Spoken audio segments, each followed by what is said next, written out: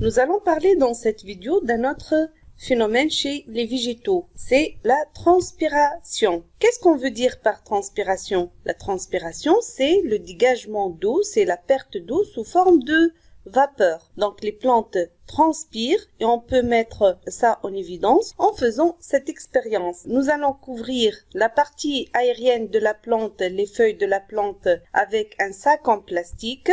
Après un certain temps, nous allons remarquer que la paroi interne du sac se couvre de buées, c'est-à-dire se couvre des fines gouttelettes d'eau. D'où on pose la question, d'où viennent ces gouttelettes d'eau? La seule explication, c'est que les feuilles de la plante ont dégagé la vapeur d'eau. Cette vapeur, en contact avec la paroi du sac qui est un corps froid, donc vont se condenser pour donner ces gouttelettes d'eau. Donc grâce à cette expérience, on est sûr maintenant que la plante transpire, que la plante dégage la vapeur d'eau par ses feuilles. Les feuilles de la plante qui présentent deux faces normalement, une face supérieure en face du soleil et une face inférieure en face du sol. Donc nous allons poser la question, par quelle face de la feuille se fait la transpiration?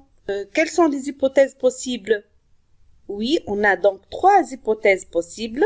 On peut proposer que la transpiration se fait par la face supérieure de la feuille. Deuxième hypothèse, la transpiration se fait par la face inférieure de la feuille.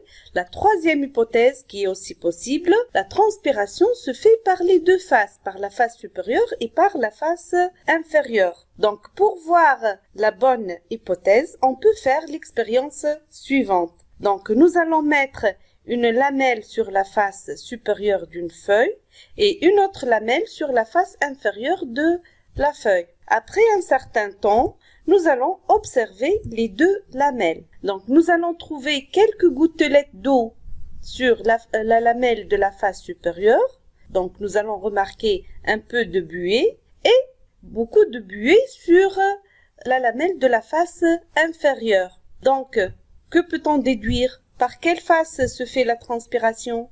Exactement, donc la troisième hypothèse est la bonne hypothèse. La transpiration se fait par les deux faces, par la face supérieure et par la face inférieure, puisqu'on a trouvé des gouttelettes d'eau sur les deux lamelles. Mais puisque on a plus de buée sur la lamelle de la face inférieure, on peut dire que la transpiration se fait essentiellement par la face inférieure.